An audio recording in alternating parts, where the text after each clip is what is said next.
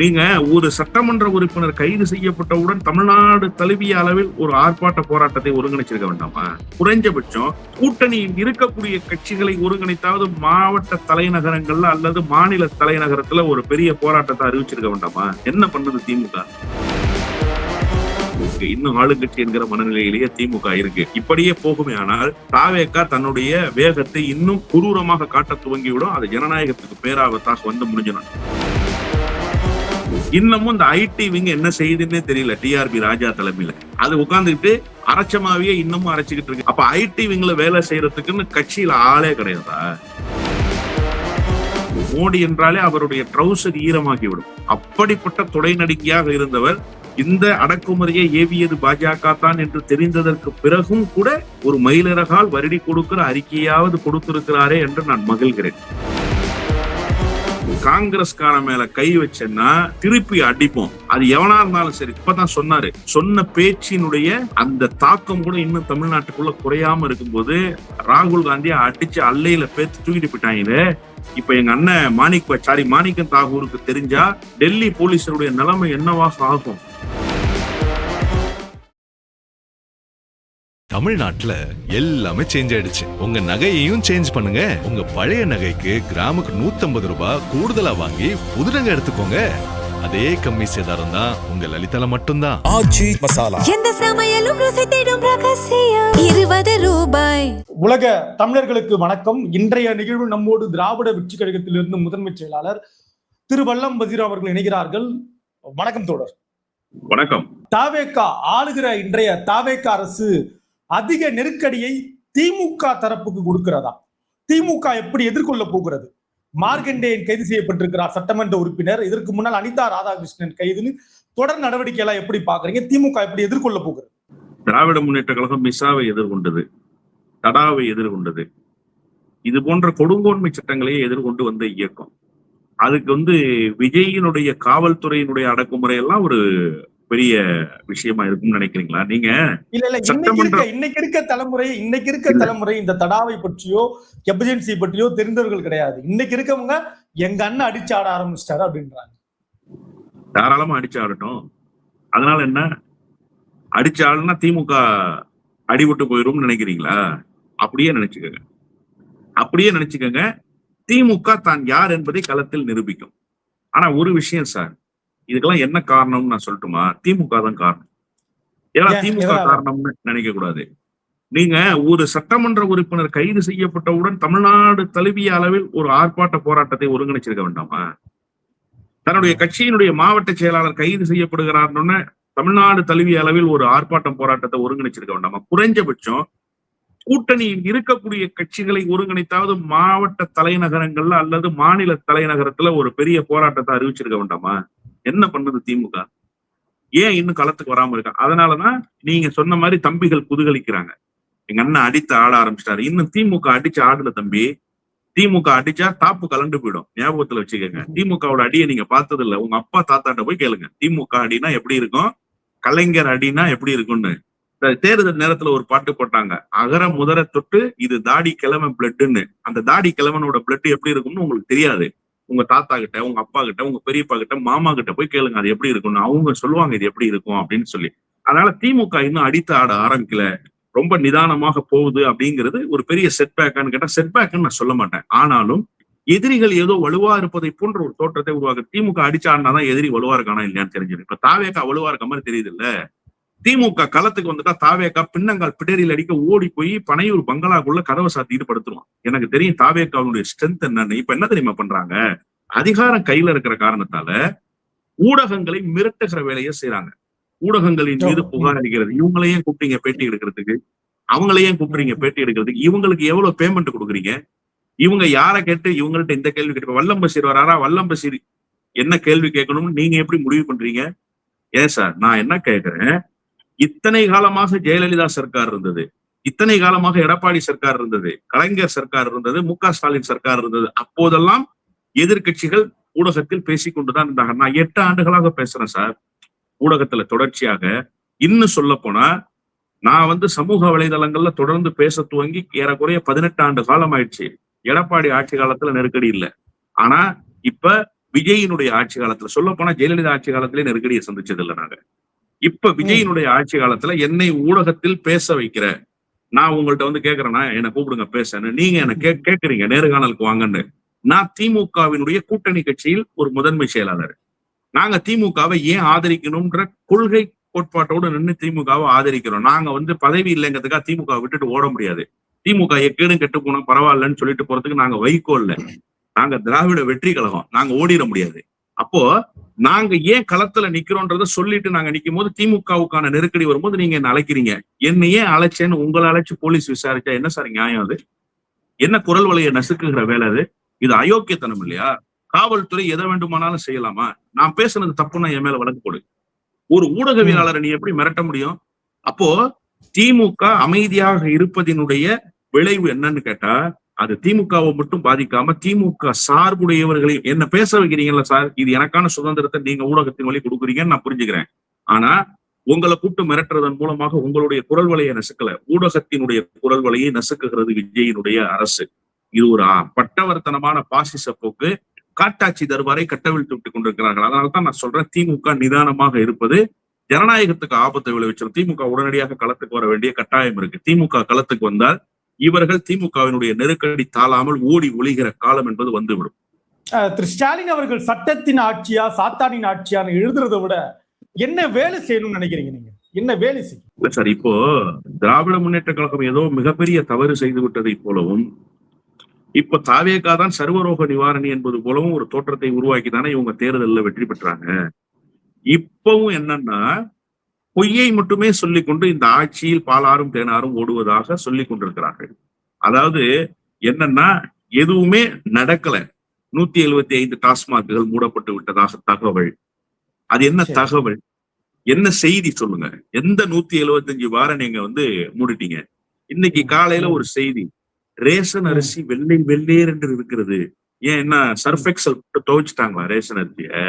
Sir, நான் காவிரி தீரத்துல இருக்கிறவன் sir, எனக்கு தெரியும் சார் குருவை சாகுபடி எப்படி இருக்கும், சம்பா சாகுபடி எப்படி இருக்கும், 5008 நெல் எப்படி இருக்கும், பொன்னி அரிசி எப்படி இருக்கும் எனக்கு தெரியும் சார். பொன்னி அரிசியே மஞ்சளா தான் சார் இருக்கும். இன்னைக்கு வரைக்கும் எங்க வீட்டுல அப்படிதான் சார் சோறாக்குறோம். சோறு மஞ்சளா இருக்கிறது இல்ல சார், அரிசி மஞ்சளா தான் சார் இருக்கும். மஞ்சள் அரிசி இப்போது நிறம் மாறிவிட்டது. ரேஷன் கடைகளில் தாராளமாக அரிசி கிடைக்கும். ஏன் இதுக்கு முன்னாடி ரேஷன் கடையில அரிசி பஞ்சம் இருந்துச்சா? அரிசி கிடைக்காம இருந்துச்சா?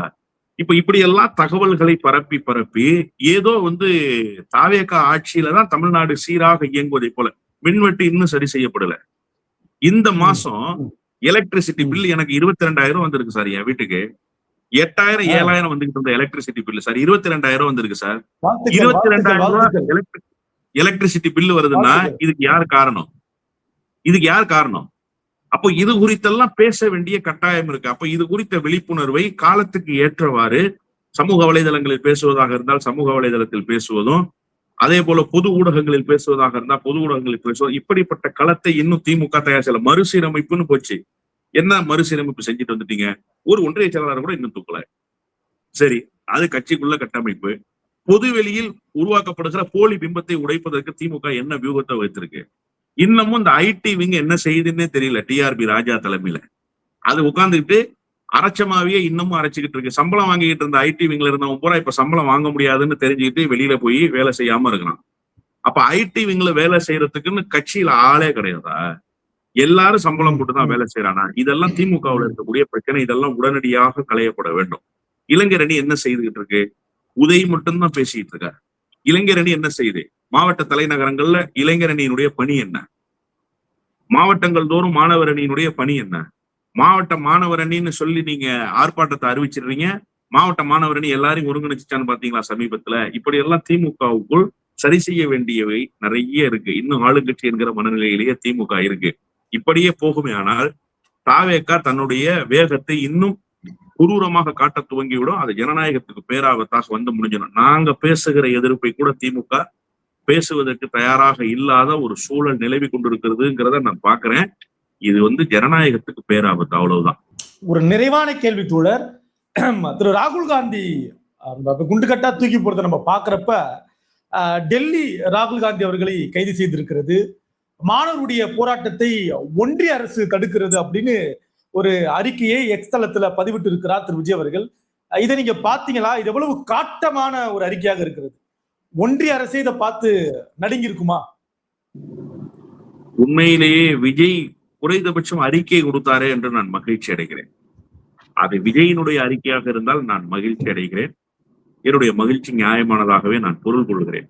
ஏன்னா பாஜக என்று பேசுவதற்கே தயங்கியவர், பாஜக என்ன செய்கிறது என்பதை இந்த நாட்டு மக்களிடத்திலே சொல்வதற்கு அச்சப்பட்டவர். மோடி என்றாலே அவருடைய ட்ரௌசர் ஈரமாகிவிடும். அப்படிப்பட்ட தொடை நடுங்கியாக இருந்தவர் இந்த அடக்குமுறையை ஏவியது பாஜக தான் என்று தெரிந்ததற்கு பிறகும் கூட ஒரு மயிலிறகால் வருடி கொடுக்கிற அறிக்கையாவது கொடுத்திருக்கிறாரே என்று நான் மகிழ்கிறேன். இப்ப எனக்கு இருக்கிற கவலைப்பாடெல்லாம் டெல்லி போலீஸை நினைச்சுதான். எங்க அண்ணன் மாணிக் பாட்சா இருக்காரு, சாரி அவர் பேர் என்ன, தமிழ்நாடு காங்கிரஸ் கமிட்டியினுடைய தலைவர் மாணிக் தாகூர். அவர் என்ன சொன்னார்னா, காங்கிரஸ்கார மேல கை வச்சேன்னா திருப்பி அடிப்போம். அது எவனா இருந்தாலும் சரி, திமுகவா இருந்தாலும் அடிப்போம், அதிமுகவா இருந்தாலும் அடிப்போம், பாஜகவா இருந்தாலும் அடிப்போம்னு இப்பதான் சொன்னாரு. சொன்ன பேச்சினுடைய அந்த தாக்கம் கூட இன்னும் தமிழ்நாட்டுக்குள்ள குறையாம இருக்கும்போது ராகுல் காந்தியை அடிச்சு அல்லையில பேத்து தூக்கிட்டு போயிட்டாங்களே. இப்ப எங்க அண்ணன் மாணிக்கம் தாகூருக்கு தெரிஞ்சா டெல்லி போலீஸருடைய நிலைமை என்னவாக ஆகும்? ஐயோ, அதை நினைச்சாலே எனக்கு ரொம்ப கவலையாக இருக்கு. அண்ணன் மாணிக்கம் தாகூருக்கு இந்த செய்தி போகாம இருக்கிற வரைக்கும் டெல்லி போலீஸ்க்கு பாதுகாப்பு, நான் அப்படிதான் நினைக்கிறேன். இப்ப இதுக்கு அடுத்த கட்டமா இன்னொரு முக்கியமான செய்தியை பேசியாக வேண்டியிருக்கு. ஒருவேளை ராகுல் காந்தி திமுக கூட்டணியில அங்கம் வகிச்சிருந்து இப்படிப்பட்ட அடக்குமுறைக்கு ஆளாகி இருந்தா இன்றைக்கு நாடாளுமன்றம் முடக்கப்பட்டிருக்கும். நாடாளுமன்றம் முடக்கப்பட்டது மட்டுமல்லாமல் பாரதிய ஜனதா கட்சியை ஒரு இன்ச்சு கூட நகர்த்த முடியாம திமுக டெல்லியில ஆரம்பிச்சிருக்கும். ஆனா இன்னைக்கு என்ன நிலைமை? வீராதி வீரர் சூராதி சூரர் தாவேகாவினுடைய அரசுக்கு கவசமாக இருந்த அந்த ஆட்சியை கவிழ்க்க விடமாட்டேன், சேலஞ்ச் பண்றேன் அப்படின்னாருல வைகோ, டெல்லியில தான் இருக்காரு 2 நாளா. ராகுல் காந்தியை பேத்துட்டாங்க. எங்க போயிட்டாரு வீராதி வீரரு? எங்க போயிட்டாருன்னா நிர்மலா சீதாராமனை பார்க்க போயிட்டாரு. நேற்று புள்ளைய அழைச்சிட்டு, ராஜா வாடா போய் நிர்மலா சீதாராமன் ஒரு 8 பார்த்துட்டு வந்துருவோம்டா, ரண்டின்னு அப்படியே அழைச்சிட்டு போயிட்டாரு. அங்க அழைச்சிட்டு போய் அங்க உட்கார வச்சு செட்டிங்க போட்டிருக்காரு. சரி, அதுவாவது போயிட்டு போகுது. எங்க அண்ணன் திருமாவாவது ஏதாவது பேசுவாருன்னு பார்த்தா அவரும் எதுவுமே பேசல. எங்க அண்ணன் ரவிக்குமாராவது ஏதாவது பேசுவாருன்னு பார்த்தா அவரும் எதுவுமே பேசல. அப்போ இந்த கூட்டணி எப்படிப்பட்ட கூட்டணியாக இருக்கிறதுன்னா, ராகுல் காந்தியை அடிச்சு ரத்தம் வந்தா கூட நாங்க பேச மாட்டோம் என்று சொல்லுகிற கூட்டணியாக இருக்கு. உண்மையிலேயே காங்கிரஸ்காரன் அறிவுன்னு ஒண்ணு இயற்கையா உங்களுக்கு அமைஞ்சிருக்குமே. ஆனால் நீங்க சிந்திச்சு பாருங்க. நான் தங்கபாலுவை சொல்லல, அதே மாதிரி கிருஷ்ணசாமியை சொல்லல, அப்புறம் காங்கிரஸ்ல இருக்கிற தலைவர்கள் எல்லாம் சொல்லல. காங்கிரஸ் கட்சியில கொஞ்சம் பேர் அறிவோட இருப்பாங்கல்ல, அறிவு இல்லாமலா எல்லாருமே போயிட்டாங்க, அறிவு இருக்கும்ல. அப்படி அறிவு இருக்கிற காங்கிரஸ்காரர்கள் யாராவது ஒருத்தர் இருந்தீங்கன்னா, வயநாடு தொகுதி காலியாக இருப்பதாக அறிவிக்கப்பட்ட நாள் அன்று டெல்லி அல்லோல கல்லோலப்பட்டதே அதற்கு யார் காரணம்? நாடாளுமன்றத்தை நடத்த முடியாமல் பாரதிய ஜனதா கட்சி தடுமாறியதே அதற்கு யார் காரணம்? இன்றைக்கு நான் பார்த்தேன் ஒரு போட்டோ, எனக்கு ரொம்ப வருத்தமா தான் இருந்துச்சு. இன்னொரு பக்கம் ராகுல் வச்சாம்பர்ற ஆப்பு, உனக்கு இப்படிதான் வைக்கணும் அப்படின்னு என்னுடைய உள் மனசு சொன்னது. ஏன்னா சில நேரங்கள்ல மனசு என்னன்னா ஈவு இரக்கமற்று சில விஷயங்களை செய்திடும் இல்லையா? அப்படிதான் இன்னைக்கு செஞ்சுச்சு. அந்த ரத்தம் வந்தது. ராகுல் ஸ்வீட் வாங்கினா அது செய்தி, ராகுல் விட்டால் இதோ எங்கள் இந்தியாவின் நம்பிக்கை விட்டதுன்னு எங்களை போன்றவர்கள் எல்லாம் பேசிய காலம்லாம் போய் இன்னைக்கு ராகுலுக்கு மூக்குல ரத்தம் வந்தா பரவாயில்லையா, ராகுலுக்கு மூக்குல ரத்தம் வந்துருச்சேன்னு நினைக்கக்கூடிய அளவுக்கு மாறி போன மனநிலைக்கு நாங்கள் காரணம் இல்ல, தமிழ்நாடு காரணம் இல்ல, காங்கிரஸ் தான் காரணம், ராகுல் தான் காரணம். ராகுலினுடைய நடவடிக்கையும் இங்க இருக்கக்கூடிய காங்கிரஸ்காரர்களுடைய பேச்சு தான் காரணம். அதுக்கு நாங்க பொறுப்பு இல்லை. ஆனா நீங்க யோசிச்சு பாருங்க, ஒரு தலைவர், இந்தியாவினுடைய எதிர்கட்சி தலைவர் காவல்துறையால் குண்டுக்கட்டாக தூக்கி செல்லப்பட்டிருக்கிறாரே, அதற்காக எந்த மாநிலமாவது கண்ணீர் சிந்தியதா? எந்த மாநிலமாவது வெகுண்டெழுந்ததா? எந்த மாநிலமாவது மூர்க்கமாக ஒரு அறிக்கை தந்ததா? எந்த மாநிலமாவது அதற்கு எதிராக இன்றைக்கு சண்டமாருதம் செய்ததா என்று கேட்டால் காங்கிரஸ் ஆளுகிற மாநிலங்கள் கூட செய்யவில்லை என்பதுதான் யதார்த்தமான உண்மை என்று சொன்னால் நீங்கள் சிந்தியுங்கள். திமுகவோடு நீங்கள் இருந்திருந்தால் இன்றைக்கு என்னவாக இருந்திருக்கும் டெல்லியினுடைய நிலைமை? அதனாலதான் எப்பவுமே சிங்கத்தோடு இருப்பதுதான் சீற்றத்துக்கு அழகாக இருக்கும். நீங்க அசிங்கங்களோடு சேர்ந்துட்டீங்க. ஏன் வைகோலாம் ஒரு ஆளுன்னு நம்பி அவரோட எல்லாம் சேர்ந்து அவர் உண்மை அந்த ஆளு ஒரு அட்டகத்தி, எங்களுக்கு தான் தெரியும். மைக்ல வசனத்தை பேசிட்டு ரூம்ல கை காலெல்லாம் நடுங்கும், போலீஸ் வழக்கு போட்டுச்சுன்னா ஜுரம் வந்துடும், அந்த ஆளுக்கு படுத்துருவான் அந்த ஆளு. அந்த ஆளை நம்பி அவர்லாம் பெரிய சூரன் வீரன் நினைச்சுக்கிட்டு, அதுக்கு மேல எங்க அண்ணன் மாணிக் பாட்சாவெல்லாம் பெரிய வீரன் நினைச்சு இவரை விட உண்மையிலேயே வலுவான ஆள் யாருன்னா எங்க அண்ணன் செல்வ பெருந்தகை தான். அவர் உண்மையிலேயே தில்லுகாரன். சண்டை செய்யணும்னா எங்க அண்ணன் இறங்கி சண்டை செஞ்சிருவாரு. மாணிக் பாட்சா இருக்காரு, அவருக்கு சண்டைன்னா என்னன்னு தெரியுமா? அவரு அந்த மடிப்பு கலையாத கதறி சொக்காய், மடிப்பு கலையாத அந்த கதறி வேட்டியை கட்டி கொண்டு இனோவா காரில் ஏசியில வந்து இறங்கி சாயங்காலம் 7 மணி ஆயிட்டா நல்லா தெம்பா சாப்பிட்டுட்டு தூங்கக்கூடிய நபர் அவரு. அவருக்கு சண்டைனா என்னன்னு தெரியுமா? போராட்ட காலம்னா என்னன்னு தெரியுமா? ஆர்ப்பாட்டம்னா என்னன்னு தெரியுமா? அடக்குமுறைனா என்னன்னு தெரியுமா? இப்படிப்பட்ட ஆட்களை எல்லாம் காங்கிரஸ் வைத்திருந்தால் பப்பு அடி வாங்குவதை அவர்களால் தடுத்து நிறுத்த முடியாத நிலைமைதான் உண்டாகி போகும். நேரம் ஒதுக்கி நேர்காணலை எங்களோடு பகிர்ந்ததற்கு நன்றி. நன்றி தோழர். தமிழ்நாட்டுல எல்லாமே சேஞ்ச் ஆயிடுச்சு. உங்க நகையையும் சேஞ்ச் பண்ணுங்க. உங்க பழைய நகைக்கு கிராமுக்கு 150 ரூபாய் கூடுதலா வாங்கி புது நகை எடுத்துக்கோங்க. அதே கம்மி சேதாரம் தான் உங்க லலிதால மட்டும்தான். எந்த சமையலும் ருசி தேடும் ரகசியம் 20 ரூபாய்.